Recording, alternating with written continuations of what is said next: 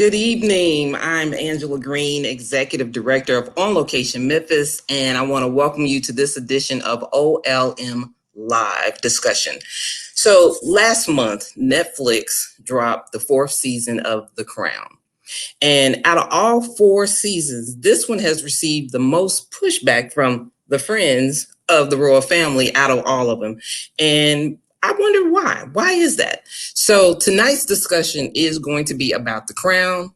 What is so special about this particular season? And what responsibility does filmmakers have when they're creating historical fiction, especially when those subjects are still living? So to help me have this discussion, I want to welcome to the virtual stage, first and foremost, Miss Nan Puetz. She is a filmmaker. She is the founder of the Francyne International Independent Film Festival, and she's here to help us give us that filmmaker's perspective on this particular conversation. Hi, Nan. I appreciate you being with us tonight. Thank you for asking. Pleasure. Next, I'd like to have Miss Katie Burke, who's also a television producer, musician, voiceover actress, and she's also our youngin'. She's taking up that young perspective because all this stuff happened before you were born, wasn't it? Or you were maybe a little baby when a lot of this was going on? Yes. You definitely want that perspective.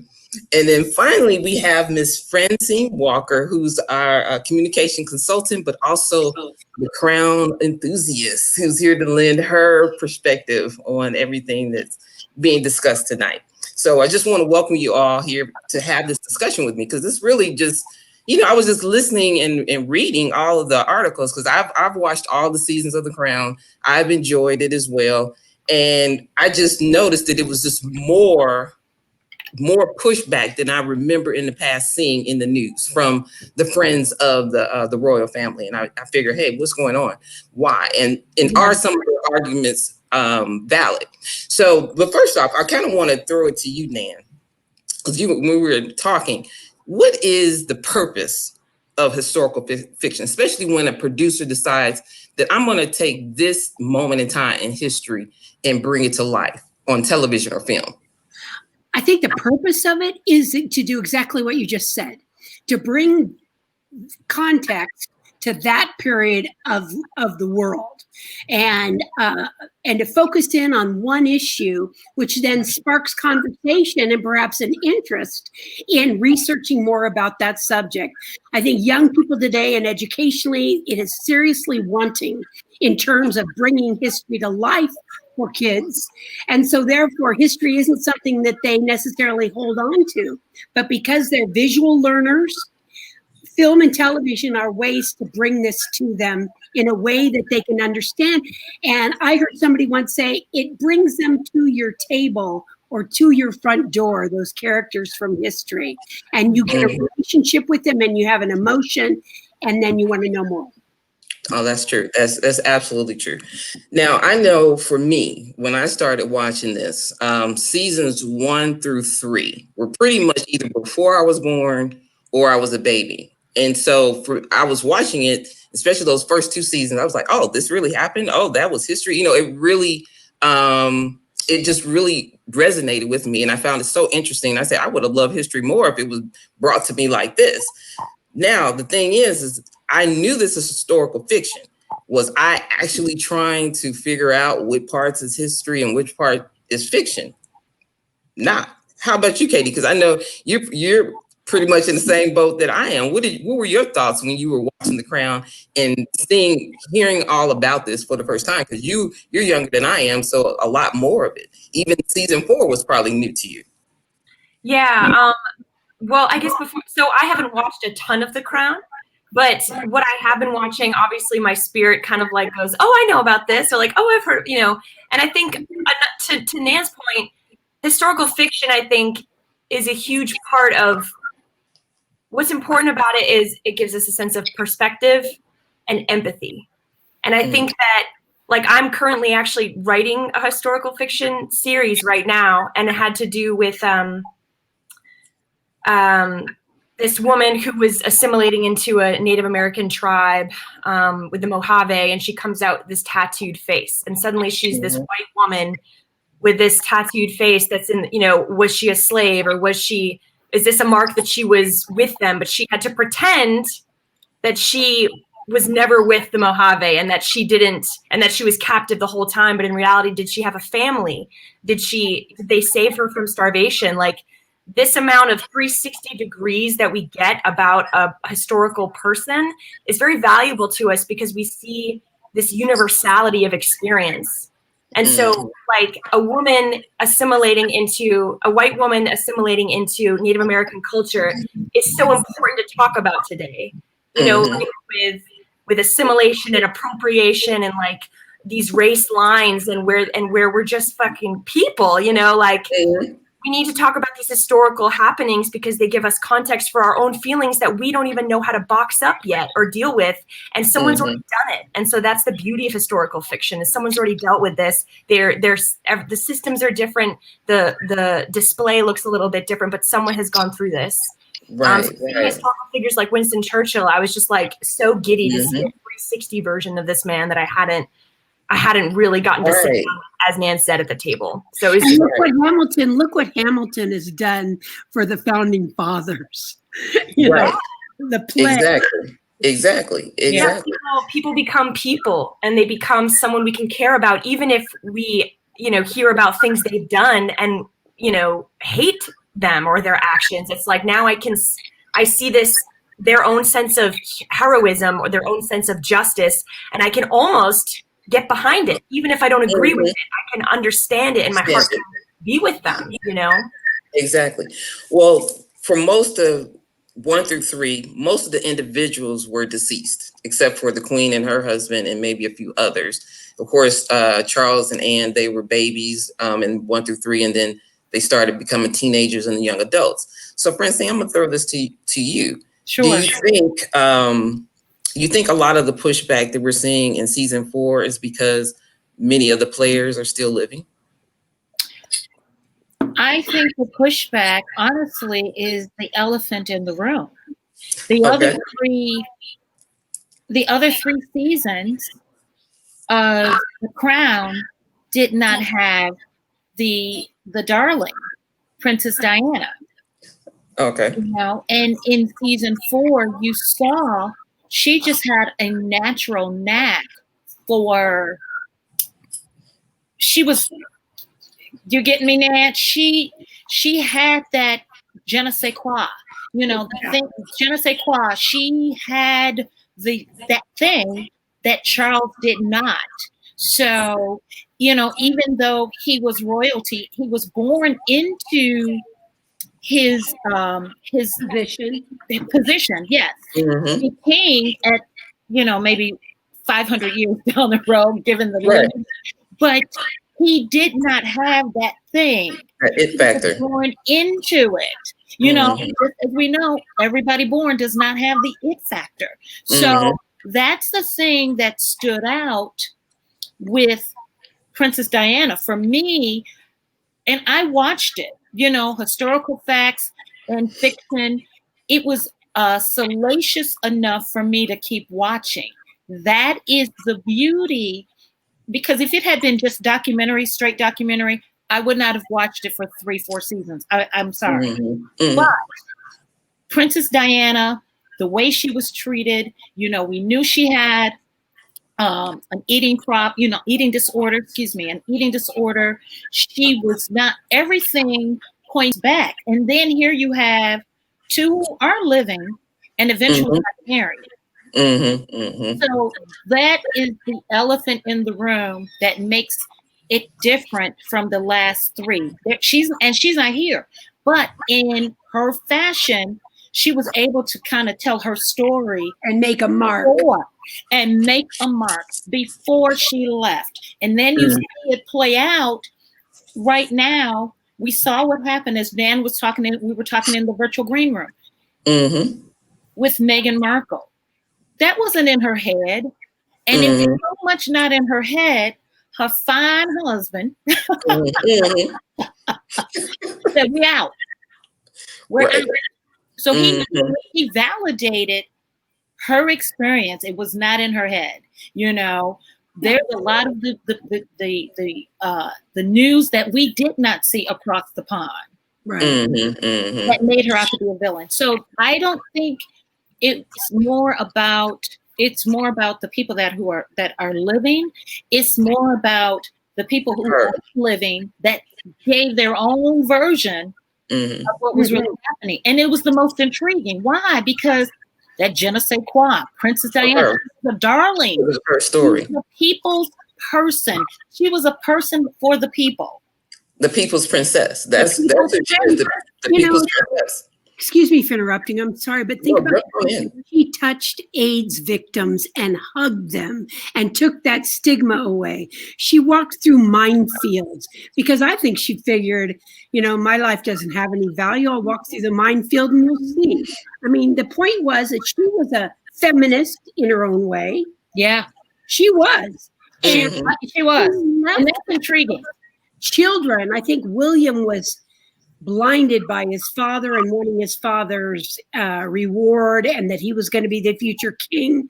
So he had to have a certain detachment and all.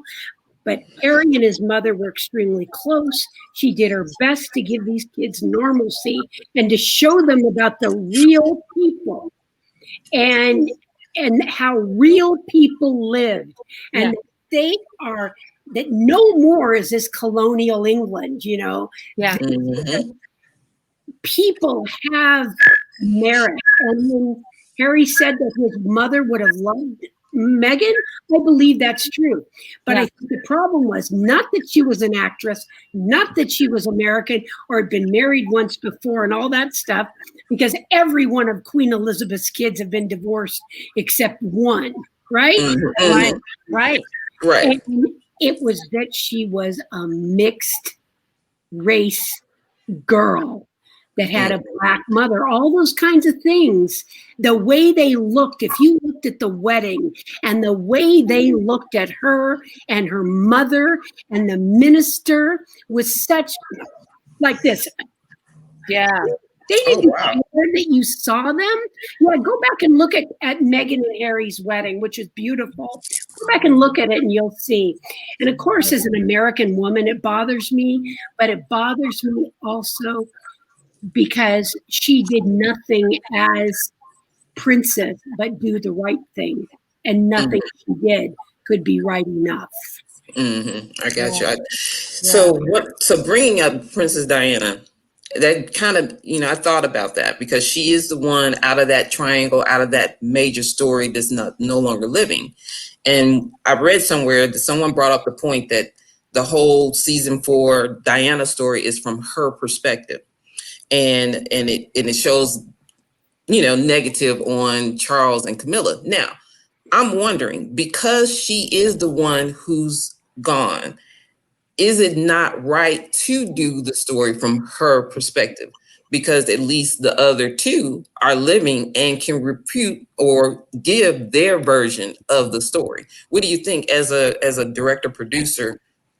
Would that not be their responsibility to keep the balance in the storytelling? What do you think? I think there's a balance there. I think there is a balance there. I mean, I'm not going into every single solitary thing that went on with her, obviously. But I think that you can't get away from what the truth was. It wasn't just absolute story. It's the story that the newspaper people who bugged his phone, who had captured emails between Camilla and him, were the ones that literally told Diana. Camilla's the one that told Diana that he was in love with her. I mean, she was right. There were 3 people in that marriage.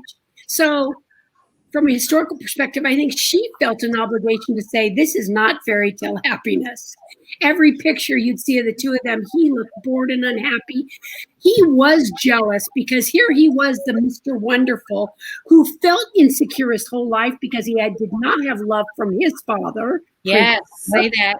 His mother left him when he was little, which you saw in 2 or 3 of The Crown. She took off on a trip, and he was a little young guy who was bullied at school, you know, treated poorly. And then he marries this girl that people want him to marry. And she's the one everybody's looking for and asking for. And he's feeling like, look, I suffered for this, and now you're choosing her. But, you know, it's like, cry me a river, dude, get over it. You know, he could have looked at her as an asset, which she was, but instead he was so mean to her when she did that dance for him. Oh, yeah. Yeah. Of the Royal Ballet that she was a patron of. And he mocked her and treated her like crud when she had an eating disability. What do you call it? An eating disorder. Yes, thank you. And I think that was the start of her kind of real downfall and realization that he would never be a husband to her. I think that my favorite kind of historical fiction is when things get more complicated. Like, so if I'm feeling for her husband and I don't want to, then that's a sign of a terrific historical fiction to me. So like, tell me if that is what is going on in this season, because that is what I want to see. Like, the more complex, the more like, if I'm being like, I think they're doing something right. If you look at season 3 really was the season that pretty much established the situation between Charles and Camilla. Because let's face it, Camilla was there first. They fell in love. He wanted to marry her. That's who he wanted. But the family, the system wouldn't allow them to get married. And he was sent away, and she went on and married her longtime love or whatever. So season 3 really was in their favor. It really set it up as the system did wrong by them as a couple for season 3. Yes. But then when you get to season 4, it's like, instead of learning from that situation, he basically perpetuated the injustice. You know, he perpetuated against Diana. You know, say, okay, we're gonna rope this young girl into it, and she doesn't know she's 19, 20. She doesn't know, she's thinking it's a fairy tale situation. Right. He's 30 something. She's 19, 20. She hasn't even lived enough to even know what love is, who she is, what does she really want. Can I say something? The other thing they didn't like about Camilla was that she wasn't a virgin because she had been married. And if you look back in the historical information about the crown, Diana was the last one that they literally tested her medically to make sure she was a virgin. Okay? Yeah. Wow. Talk about sickening. So she gave up everything in essence to him. There's a couple of things in your life you can only give away once.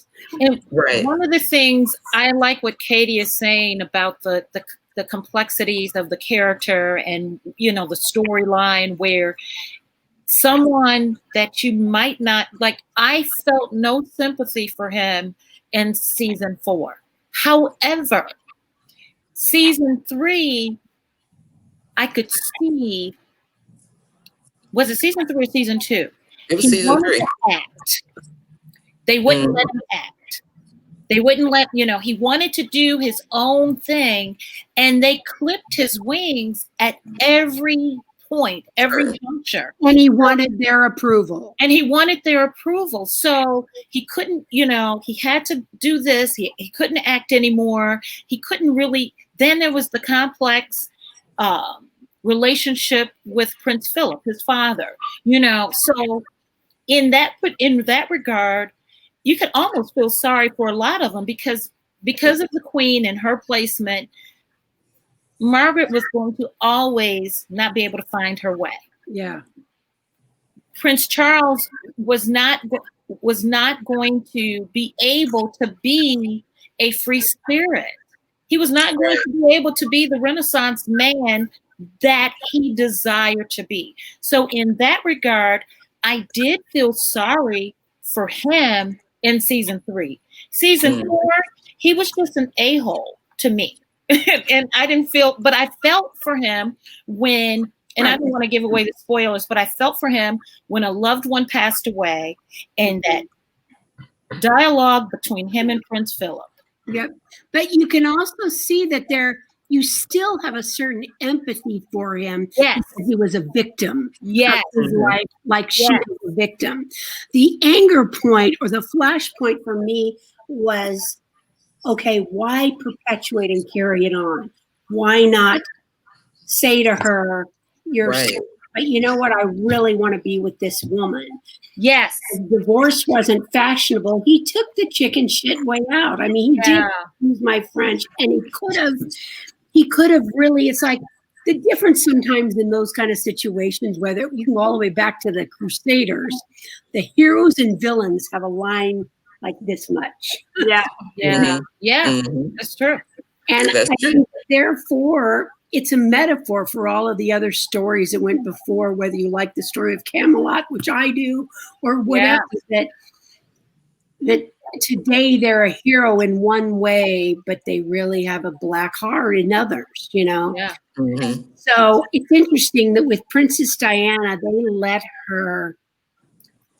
they let all these things be said about her, and they let her get out there. And then the queen said, okay, I'll let you divorce. But all is forgiven now. And they didn't want this season of The Crown because it's bringing up the old memories just as he's about to become king. Yeah. I think that's a big part of it, what you're saying, because when you look at when they got married, him and Camilla, which is about 15 years ago, it was a quiet affair, total contrast from his marriage to Diana. So a very quiet affair. And they've consistently spent these 15 years rebuilding her character, rebuilding her reputation with the British people and with the world. And people were just now getting used to the fact that, she will be queen. You know what I'm saying? And so now once you get to this point, and you have a whole generation of people who did not know the history of Diana, because they've consistently kept Diana in the forefront because of William and Harry. So they've always, kept that legacy alive. So people do know about Diana. Right. But as far as the bad blood and the bad history and how all of it started, there's a whole generation of people that just were not aware of all of that ugliness. And The Crown season 4 has just basically, and probably with season 5 and 6, has just basically brought it all back up again. And they've said how since that has happened, and you think about the era that we're in with Me Too, you know what I'm saying? And so now you see this historical character or person, Diana, who basically was saying Me Too, or she was standing up back in the 80s, 90s, you know what I'm saying? And so how are the young women today gravitating to this story? They said they started trolling Camilla and Charles's Twitter page. You know what I mean? They had to turn the comments off.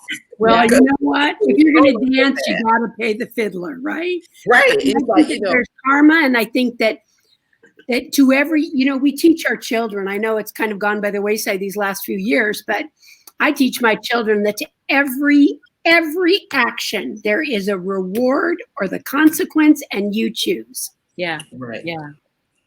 Right. And I guess Go ahead, Angela. I'm sorry. I guess what you're saying is they weren't going to get to just ride off into the sunset after what they did. Right. It's interesting that you said something, Angela, about the trolls. Once the story comes out, the trolls started attacking them.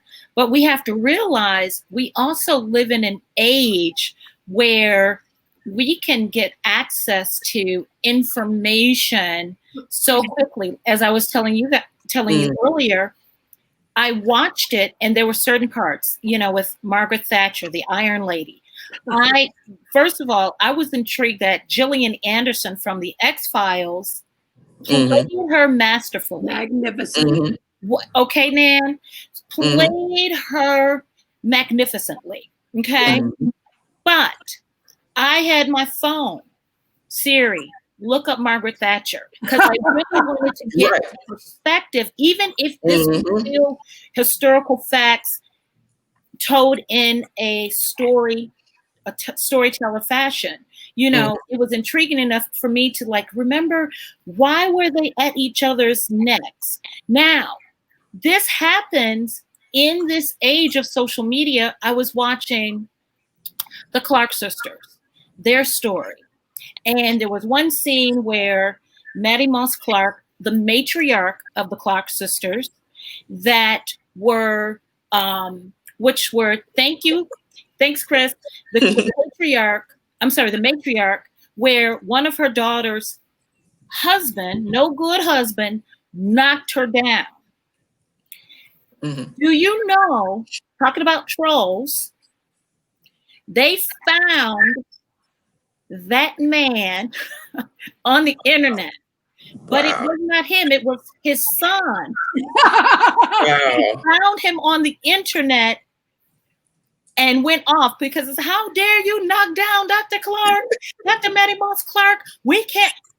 So now you have young people finding you and literally, you know, so I can see that happening to the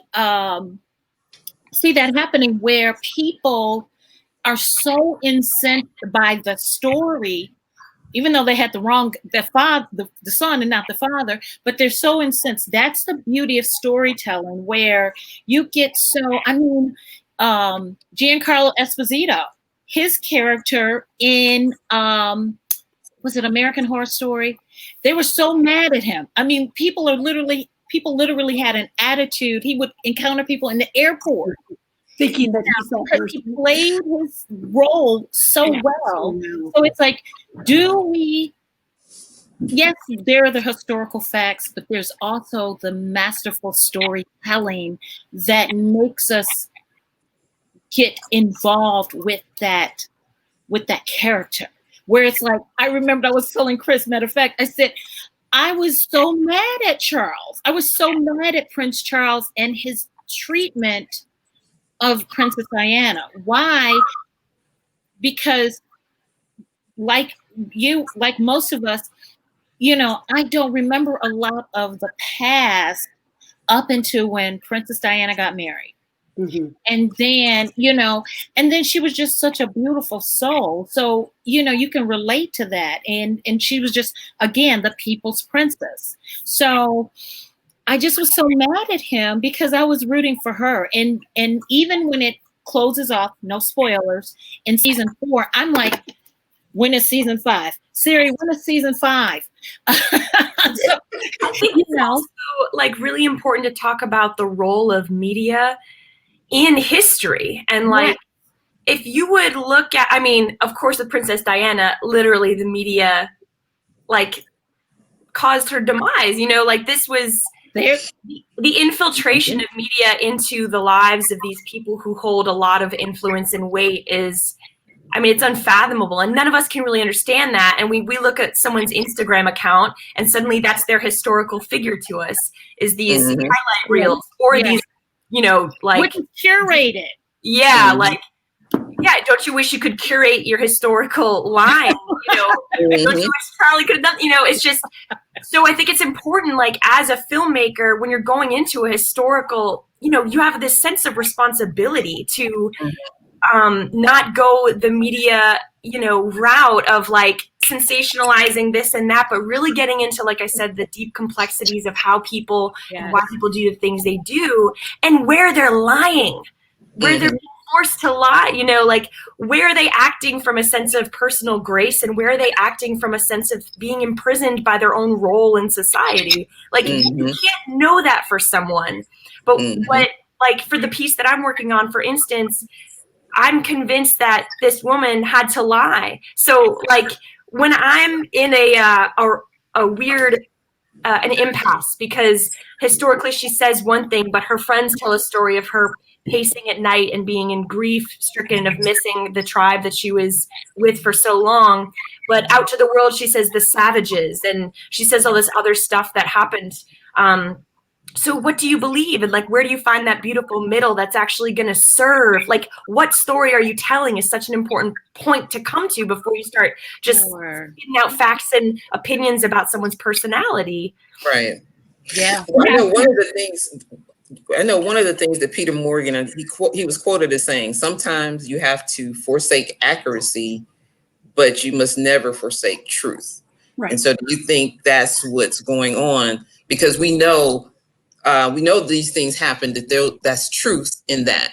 But when you start looking at the behind the scenes conversations between two in the letters, that's where the fiction comes in. That's where he creates the intrigue that basically draws people in. Absolutely. And that's the part of it that they're pushing back on, because they're saying those conversations are not accurate. Those relationships and how you are portraying those relationships behind the scenes is not accurate. And he is admitting that it's not accurate. It doesn't matter. Not totally accurate, but where there's smoke, there's fire. And she kept journals. Okay. Her brother was a source for some of this information as well. And I mean, obviously the kids aren't part of that, but just like all these people would say stuff about, let's talk about Meghan Markle real quickly, that they were a maid or a nanny or whatever, and they were paid to say certain things. Yeah. That's just going to happen. It's going to happen. I think that what Katie's saying is what I agree with, that you have to stay as close to truth as possible, although you might be creating a certain amount of drama around certain things, but looking at why this woman, your woman, might have felt compelled to lie or to have two faces. Most of us in the world, when you're at that level of historic importance, have two faces, the one you show the world and I the got one two faces and I'm like not important. That's life. That is the complexity of humanity, though. That's right. We all have two faces, and there is our game. That's where game face. Put your game face on.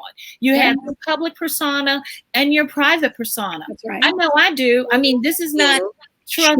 I'm not walking around like this in the house. You know what I mean? And I'm not walking like I do outside like this. So, yes, serious responsibility as storytellers.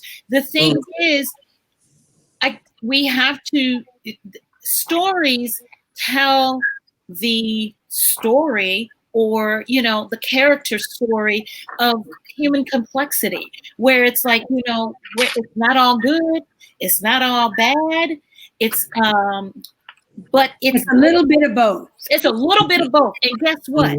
That's intriguing. So E.L. Doctorow wrote Ragtime and The March and tons of stuff. And he's very prolific and wonderful. But he said, the historian will tell you what happened, but the novelist and hopefully the filmmakers will tell you what it felt like. Yes! I love that. That's exactly. Yeah. Exactly. Yeah. Exactly. You think about Schindler, of Schindler's List. Oscar Schindler was known as a guy who was always looking for a fast deal and a way to make money and pull himself up out of one situation and go to the next one and somehow make money out of pottery. And I'm talking pottery like thrown out shards of pottery, he'd end up making money.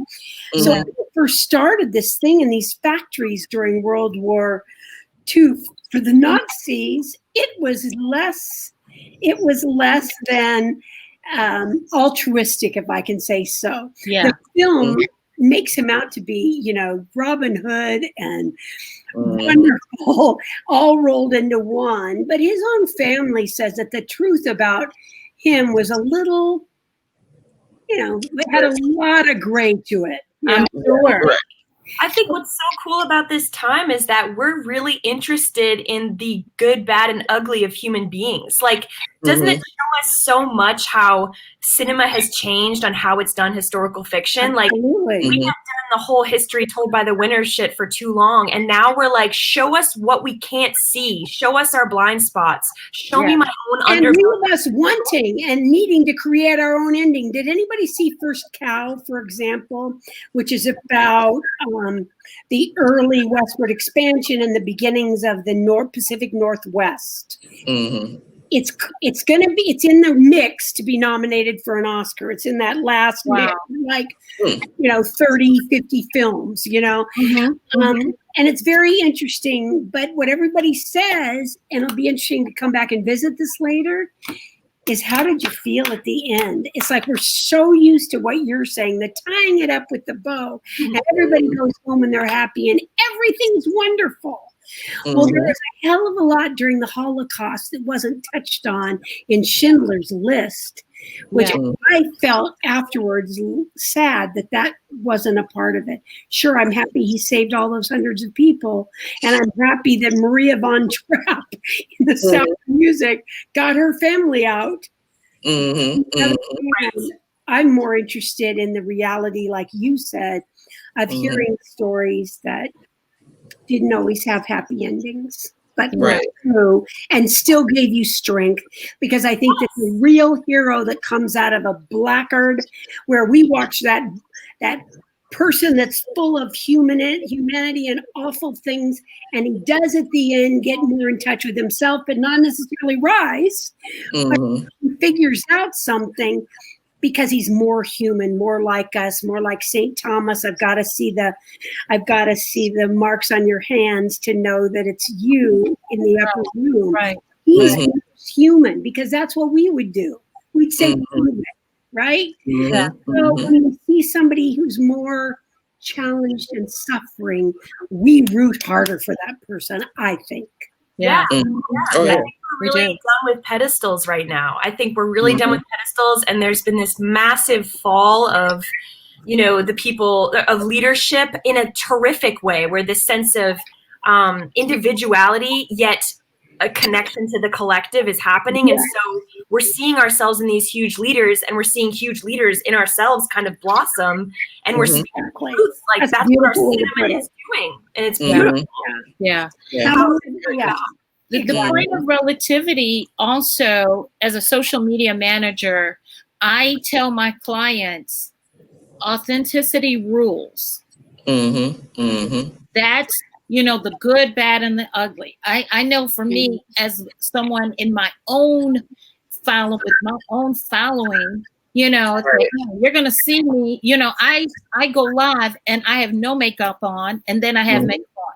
But so it's like, you don't, like I told you, I don't walk around like this. Most times I log on and like, okay, I'm getting ready. Matter of fact, I did this. I got a show, not a show. I'm a guest on the show, on Live Memphis, But we crave authenticity. That's been the thing for the last 10 years. Social media wants your followers want authenticity, consistency.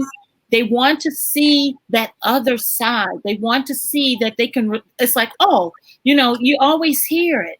Man, when they meet somebody that they've loved forever, she's so down to earth. She's not up here. She's here, or he's so down to earth.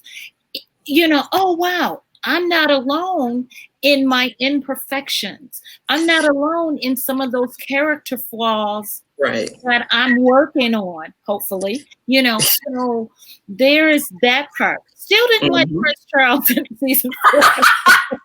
well, the thing is, feel something towards him in his character totality.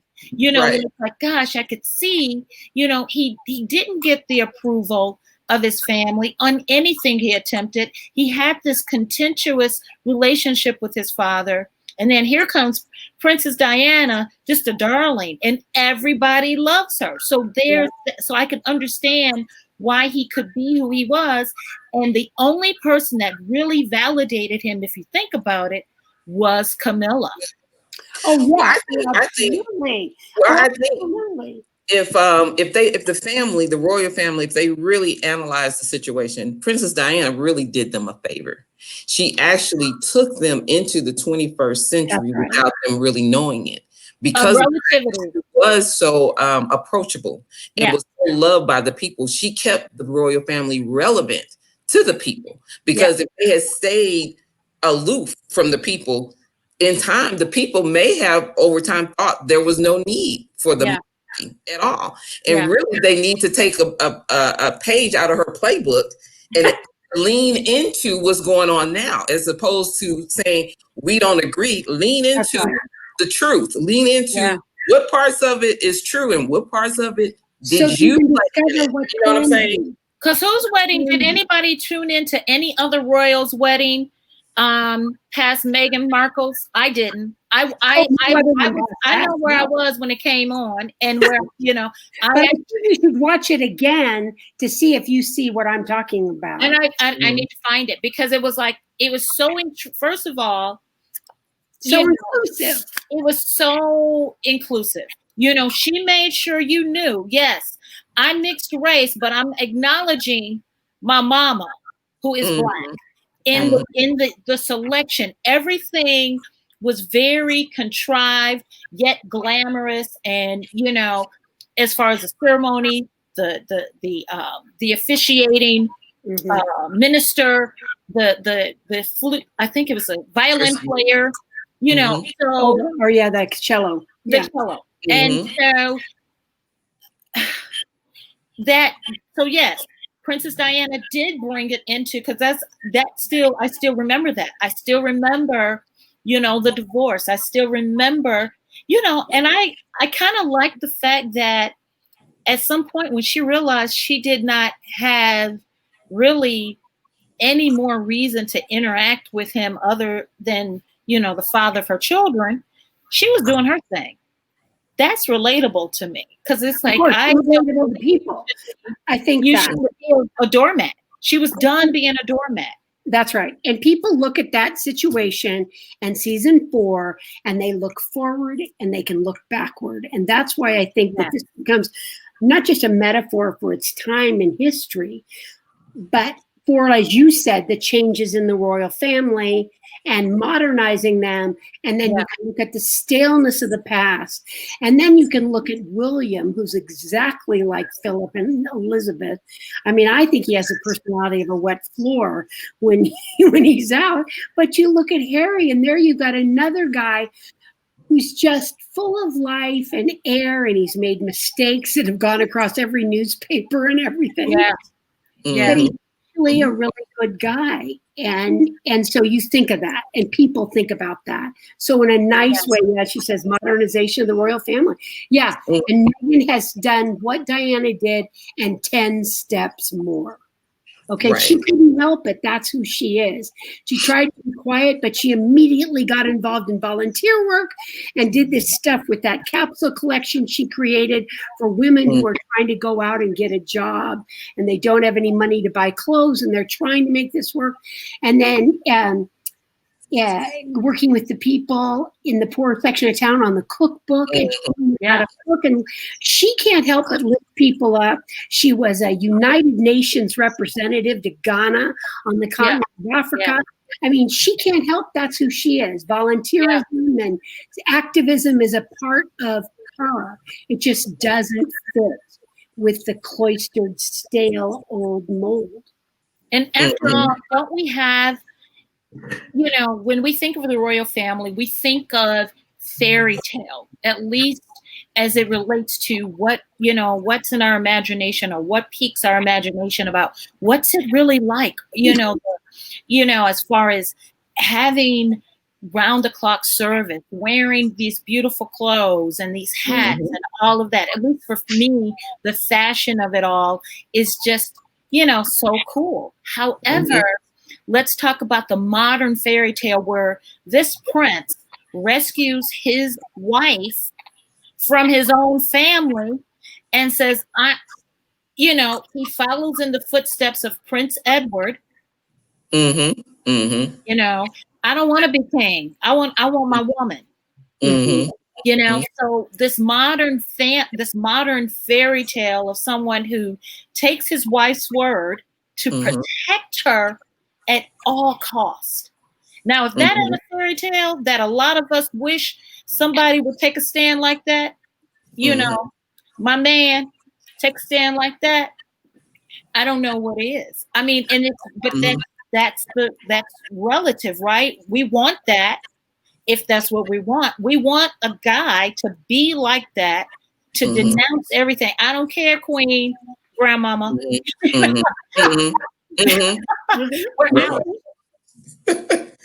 And then also to look at the situation, because many times you read articles and it's they're reading the article like that he's going to be back. He's going to ask to get back into the family. Is he going to come back to the firm?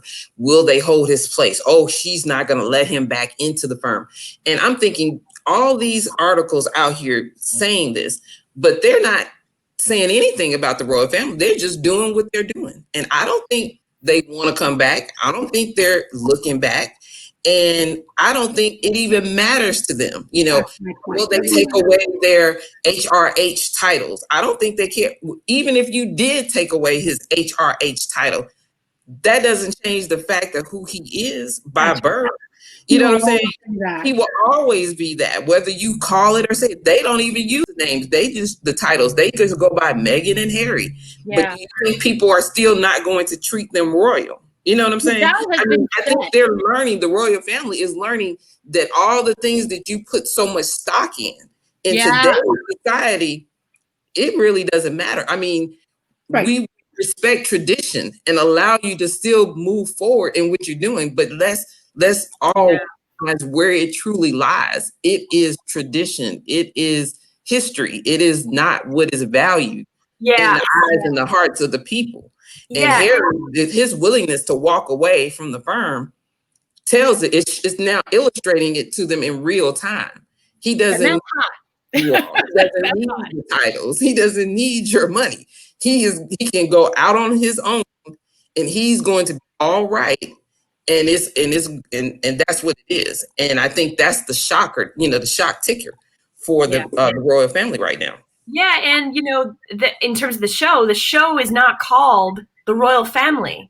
The show is called The Crown. It's the system. It's about the system that happens to people.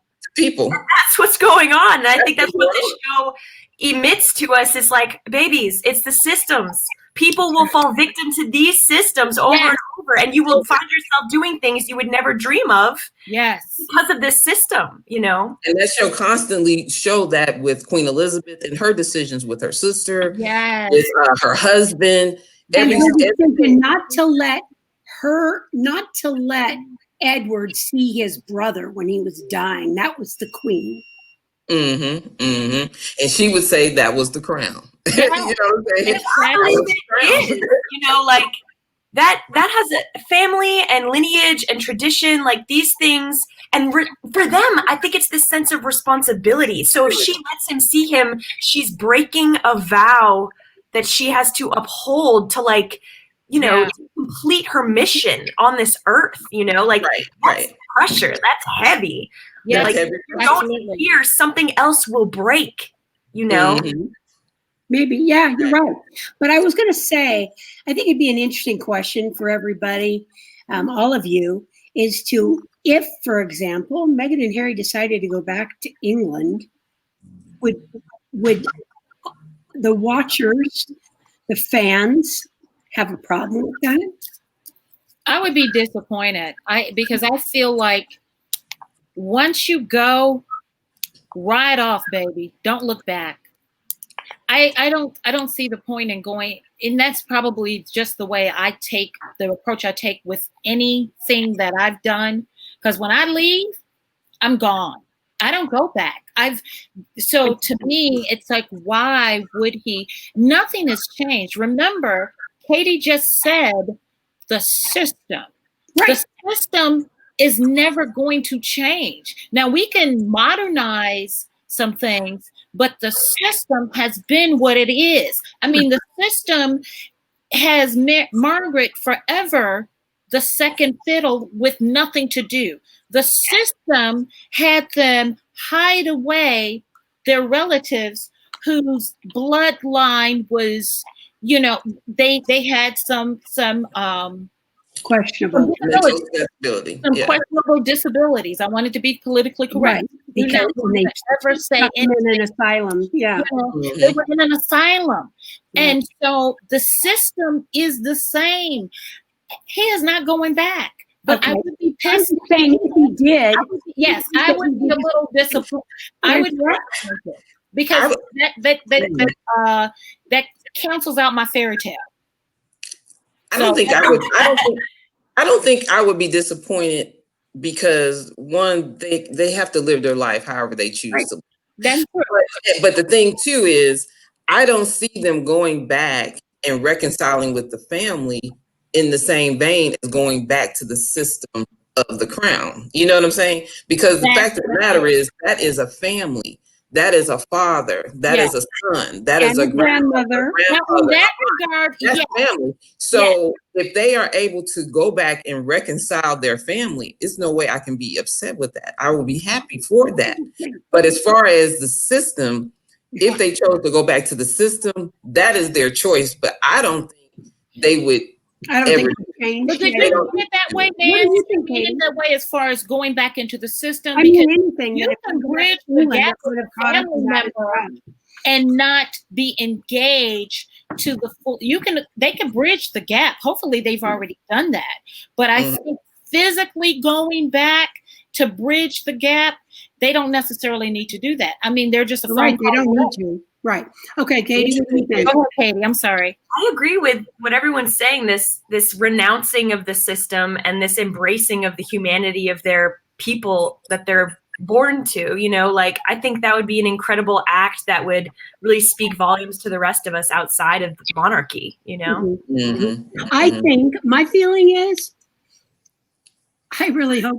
I mean, yes, grandmother, parent. I mean, I think that's really important because he's an orphan from his mother. So it'd be neat for him to see his father. I think his brother, as I say, is a pompous ass, and his wife, I think, backstabbed Meghan left and right. That's what I've heard from English people, is that beyond finding out that her husband was having an affair, and it stands to reason because she had to claw her way up and go to the school where he was and go to the college where he was, so she could stay right there where William was, whereas Meghan was like, I got my life, be nice to see you, whatever. But I think that the issue is that the minute they left and said, I don't care about the titles, I don't care if we can't use Sussex Royal, I don't care. I love this woman and we can find a life somewhere else. Okay. They even took the military away from him, which was heartbreaking for him. And the Invictus Games, I mean, that's heartbreaking. It's mean.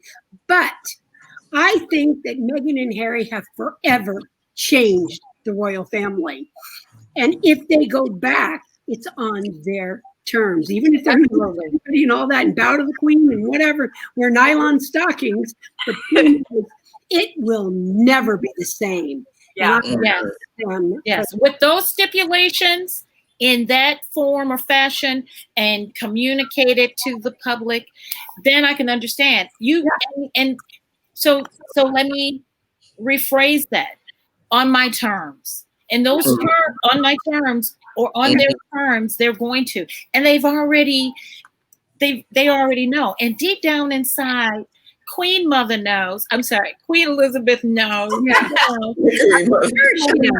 She knows. She does. She can never picture off her desk for the Christmas speech and all that crap. So petty. Oh, that was Petty Boots right there. That was Petty Boots. She knows what's up, but she also, again, as Katie, it's the system. That's right. She's got to play that role, even though deep down inside, she's heartbroken. She was heartbroken in season 1 or 2 when the kids, the school in Ireland, went to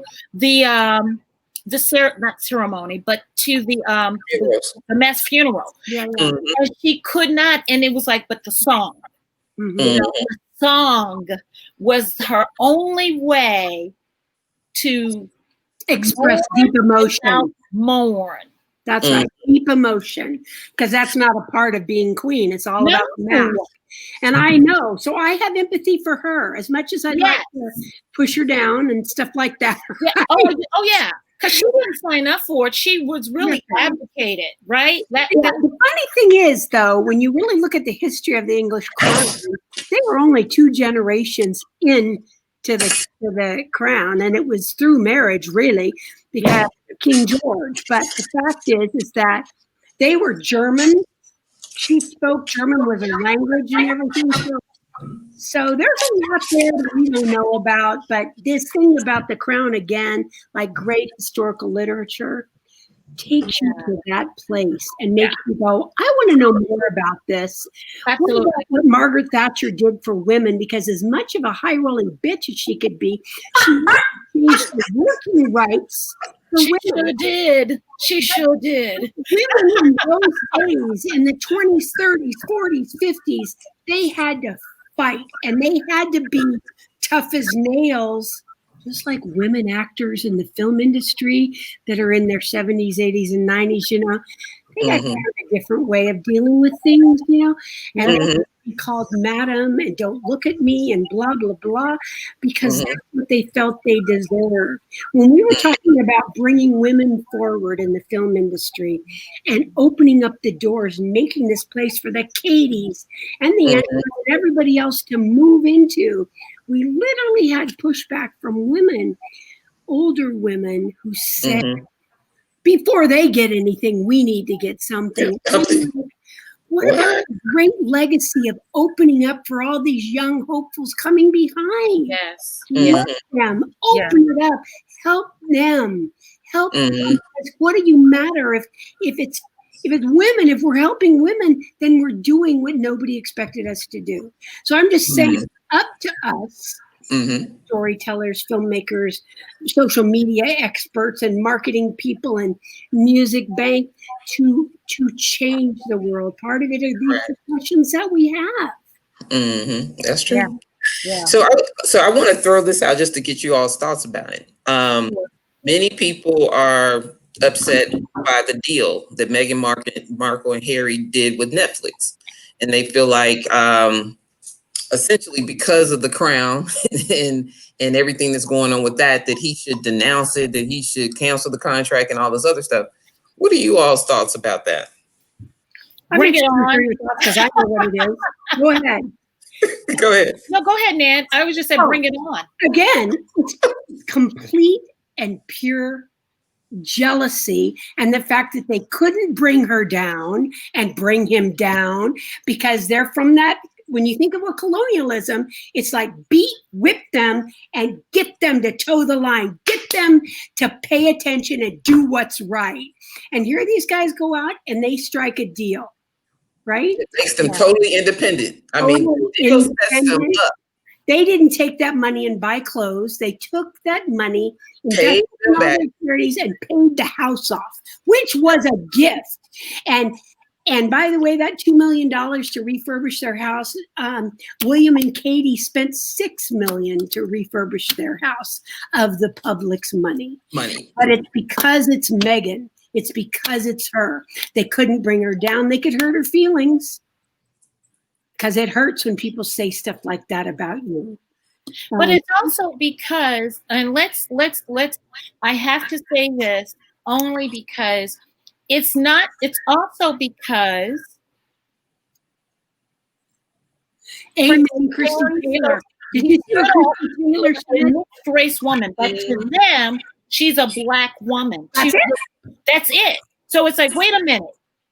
We don't have we can't, talk about her anymore. We can't write about her. There's certain British newspapers that were literally, I shudder to think, but we see it. We see how they painted Forever Floated Michelle Obama, as the emasculation, she was a man. So I can imagine, the British doing what they do. The one, one royal who had absolutely wore that black cameo, and that was a mistake.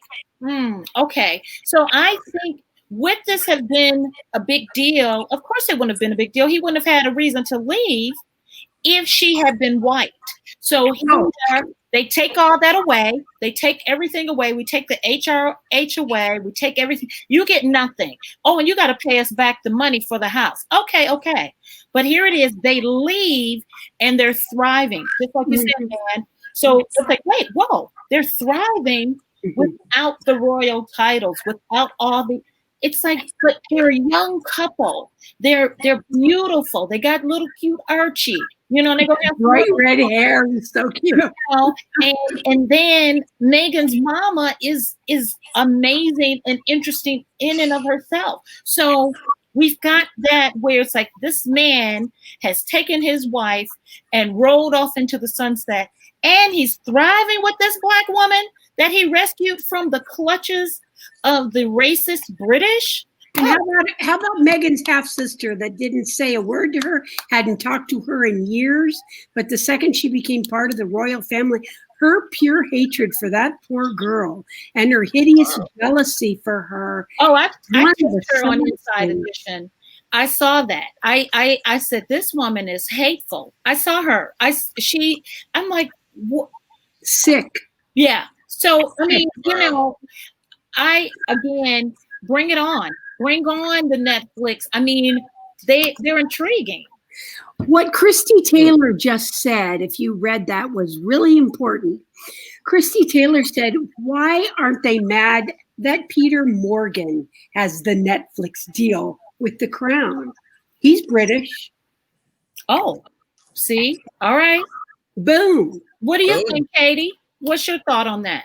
I don't know. I don't really understand. I don't know what kind of deal he has, and I don't know what kind of deal that Meghan and Harry.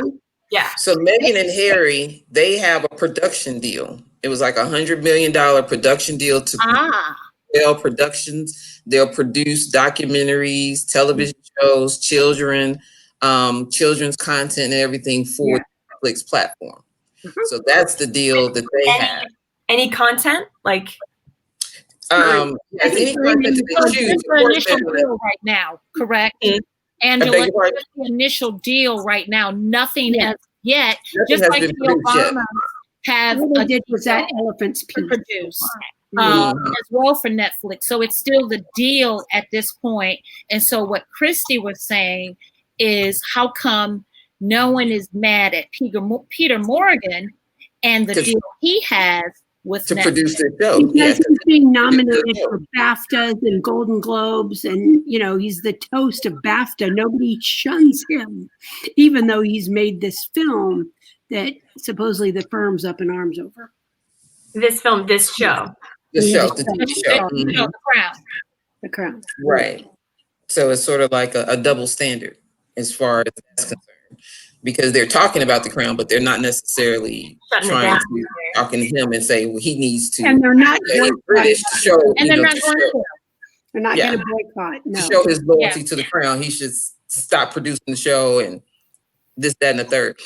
So why were they upset for Meghan and Harry having the Netflix deal? What was their statement about it? Because of the Crown, and they say that the bulk of the money that Netflix makes is from that TV show, which I don't believe that's true. Wait a minute, the bulk of the money that Netflix. Oh my God, no! There's so many. They have so many shows. I mean, Netflix is that's just one. Somebody's losing it in the press, and it's ridiculous. I kind of love that, they got married and everyone's like, wow, she has it all. Like, she's a literal princess. And everyone's like, she made it. Like, she got what, every little heteronormative girl wants, to be a fucking princess. Perfect. And then she has to be rescued from being a princess. The Crown is so torturous and ridiculous and outdated. Her own mom told her, be really careful. I know you think you love him, but they're going to make your life a living hell. And she wanted to still marry the man she loved, And none of us would know that. None of us would know, the perils of monarchy. We all probably think it's what you see at the opening of The Crown, which is just he's not even looking at the people that are doing things to his face or whatever. Exactly. He's not even acknowledging them, and we just man, being a monarch must be so badass. And it's no, it's hell. Looks like it's actually hell. Yeah. You're right, because it's just the same. It's the same story in different clothes. Yeah, nice fucking clothes. Nice the conversation anyway that we started out with, that season 4. The reason that season 4 and everyone is up in arms about season 4 is because it does give us even more glimpse into that. All that glitters is not gold. You saw at the very end of season 4 during the Christmas celebration, how I don't want to say, because you haven't seen season 4 yet, Katie, so I don't want to spoil it. But you saw just the torture, the mental and physical torture that Princess Diana experienced. So it's like, I don't know, maybe being a princess ain't all it's cracked up to be. You know, it just shoots that all down. Like, it looks great. You know, you have round the clock servants and the glorious dresses and stuff. But then I have a husband that's jealous of me. And carrying on an affair. And carrying on affairs that he never stopped. You know what I'm saying? So just in wrapping up the conversation, this has been a very lively conversation. Right. It has been amazing. But I would like to kind of end it on a somewhat of a positive note. Sure. Royal family, because they are here. They're historical figures. They're not going anywhere.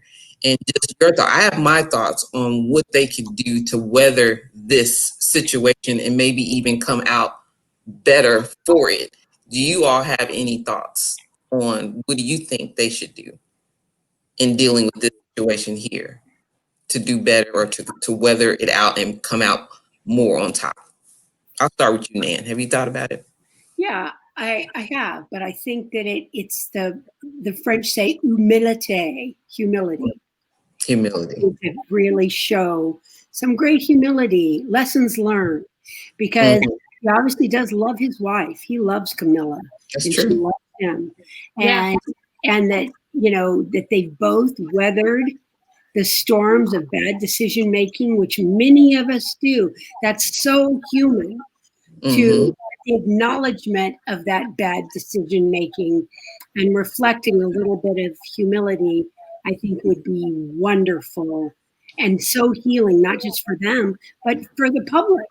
They believe in them or don't believe in them. There's so much ruckus about bringing down the monarchy in England, and that would really help them to salvage that if they showed that they made bad choices and they paid those prices. What do you think, Katie?